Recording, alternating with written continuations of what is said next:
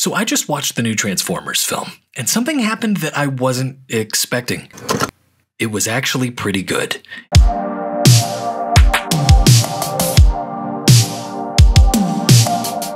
It was a shock, a surprise, and it made me excited to talk about Transformers, which hasn't really happened in, I think, like literally 15 years. I feel like for myself, like many, I've been conditioned to approach the Transformers franchise with a mix of skepticism and caution. But hear me out, because today we're diving into the guilty pleasure territory of the Transformers movie franchise.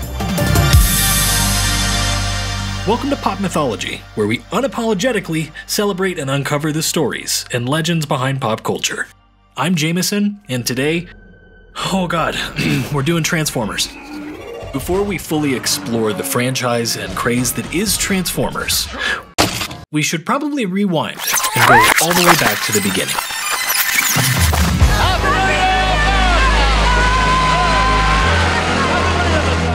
Picture this.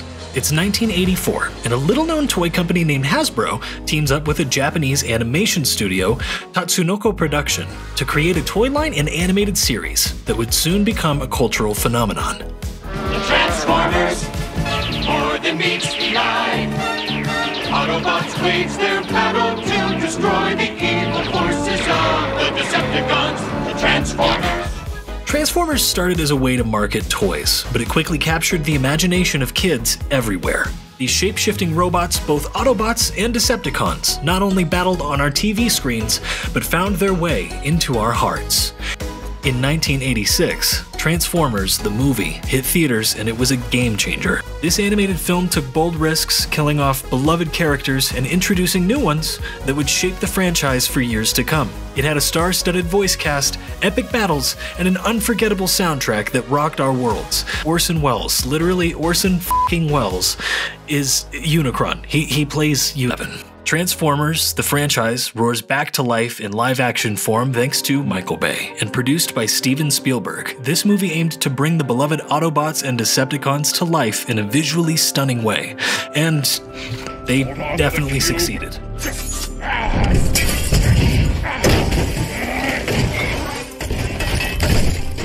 In the film, we followed the journey of Sam Witwicky, played by Shia LaBeouf. He's an average teenager with extraordinary destiny. Classic. Little does he know that his newly acquired car, a seemingly ordinary yellow Camaro, is no ordinary automobile. It's actually an Autobot, silly! That's Bumblebee in disguise. And that's just the tip of the iceberg, because Sam unknowingly holds the key to the ancient and powerful Allspark, a coveted MacGuffin sought after by the warring factions of the Autobots and Decepticons, and as a result, his world is turned upside down. With the fate of humanity hanging in the balance, Sam teams up with the heroic Autobots, led by the fearless Optimus Prime, to protect the Allspark from falling into the hands of the ruthless Decepticons. What follows is like a crazy battle between the forces of good and evil played out on a grand scale. The city streets become a literal rubbled battleground as towering robots clash in God-powered combat, unleashing those powers on the citizens and, dazzling us with their transformations. Look at how cool this is. Look at how damn cool these transformations are right here. There's a big old scorpion guy at one point, and he's trying to get a whole revolutionized the way we saw Transformers, bringing them to life in a way that we had only ever imagined. Despite this and its visual brilliance, the 2007 film received its fair share of criticism. Some argued that the focus on explosive action and dazzling effects overshadowed the depth of storytelling and character development. Critics also pointed out that the Transformers movies seemed to rely heavily on spectacle rather than substance. The rapid-fire editing, chaotic battle sequences, and relentless explosions often left audiences feeling overwhelmed and disconnected from the story.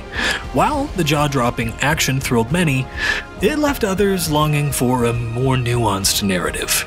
Additionally, some longtime fans of the original Transformers animated series felt that the live-action adaptation didn't really capture the spirit and depth of the source material. They found the characterizations to be lacking, and the humor to be overly reliant on Stop lubricating the man. Get that thing to stop, huh? And innuendos. You can't just bounce into my room like that. You gotta knock, you gotta communicate. You are so defensive. Were you No, I don't That's masturbate. not something for you to bring up. That's a father and son Father thing. son I mean, you thing. don't have to call it that word. If that makes you uncomfortable, you can call it Sam's happy time or Happy my time. special alone time. Mom, with Judy, myself. stop. The Transformers movie struck a chord with a new generation of fans who were captivated by the stunning visuals, adrenaline-pumping action, and sheer thrill of seeing their favorite robots come to life. As a fan and lover of pop culture, I do understand the criticisms leveled against these films, but I also believe that there is room for appreciation and enjoyment even in these things. The 2007 Transformers movie was an ambitious undertaking that embarked on pop culture. And then, it went downhill from there. I am directly below the enemy scrotum. Way downhill. Name's Wheelie. Yeah. Say my name. Say my name. Fast forward to Revenge of the Fallen, or as I like to call it, Revenge of the Fallen franchise. This film took everything we loved about the first one and, well, promptly tossed it out the window like yesterday's garbage. It was like watching a train wreck in robot form, filled with cringeworthy humor, nonsensical plot lines, and an excessive amount of mayhem.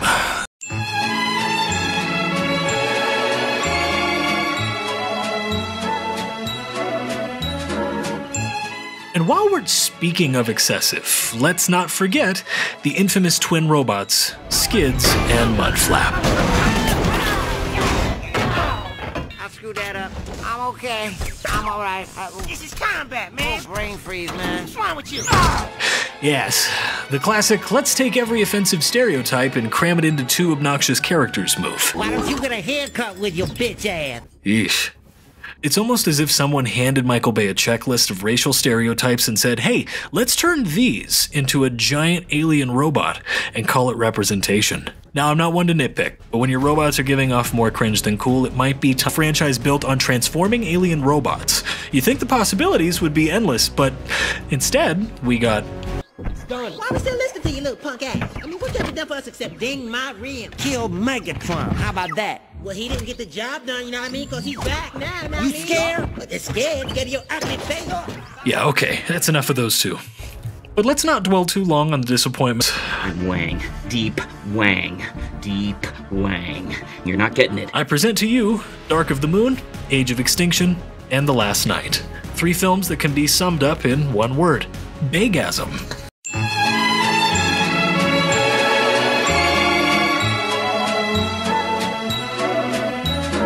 These films took the concept of more is more to a whole new level. The explosions were bigger, the robots were shinier, and the runtime, well, let's just say it could have used a trim from one of Optimus Prime's swords. It's like Bay looked at the success of the first film and thought, you know what this franchise needs? More nonsensical plot lines, gratuitous slow-motion shots of explosions, and an unhealthy obsession with objectifying women. Whether it was the exaggerated close-ups of Megan Fox's perfectly glossed lips or the over-sexualized poses of Rosie Hunt, it was as if the camera lens had been infected with an optical virus, constantly scanning their bodies rather than focusing on their abilities as performers. But then, just when we thought the Transformers franchise had fallen into an irreversible spiral of explosions and objectification, along came a shining yellow beacon of hope: Bumblebee. It was like Optimus Prime himself had heard our pleas and delivered a film that rekindled our faith in the Autobot cause. Makers finally realized that Transformers are more than just giant fighting machines. They're characters with depth and emotional resonance. This prequel spin-off took us back to the 80s. A simpler time of cassette tapes and big hair introduced us to Charlie, a relatable and endearing protagonist. Haley Steinfeld breathed.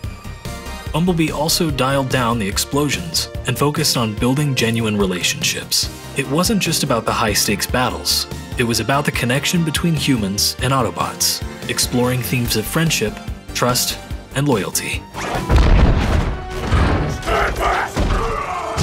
Explosions. Moreover, the film took a refreshing approach. Haley Steinfeld's Charlie was a strong, independent young woman on her own journey of self-discovery, and she formed a meaningful bond with Bumblebee based on mutual respect and understanding. So, amidst the wreckage of its predecessors, Bumblebee emerged as a bright light in the Transformers universe. It proved that there's still room for heart, humor, and genuine storytelling in this larger-than-life franchise. And that brings me back to the thing that actually made me want to make the details. This soft reboot takes us on a thrilling adventure filled with ancient artifacts, globe-trotting escapades, and the unyielding determination of our Autobot heroes. From the home world of the Maximals to the bustling streets of Brooklyn, this film weaves together a tale of epic proportions. With a universe at stake, classic, our Earthbound heroes find themselves caught in a battle against Unicron's forces, all while trying to safeguard their world and uncover the hidden secrets of their Cybertronian allies. Rise of the Beasts manages to... It pays homage to the classic Beast Wars era, introducing us to the captivating world of the Maximals and their unique beast modes. And frankly, being that that is literally the show that got me into the franchise, I was stoked to see Optimize those beloved Generation 1 characters that we know and love, creating a harmonious blend of old and new. For fans who have been with the Transformers franchise since its inception, this film is a nostalgic treat.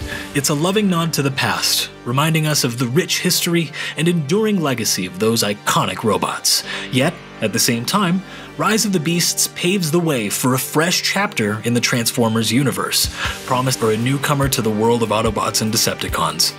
Transformers Rise of the Beasts. It reminds us why we fell in love with these robot heroes in the first place, and leaves us eagerly anticipating what the future holds for the franchise. Because as we've seen throughout this video, no matter how many sequels, reboots, or spin-offs come our way, the Transformers franchise will always hold a special place in our pop culture pantheon.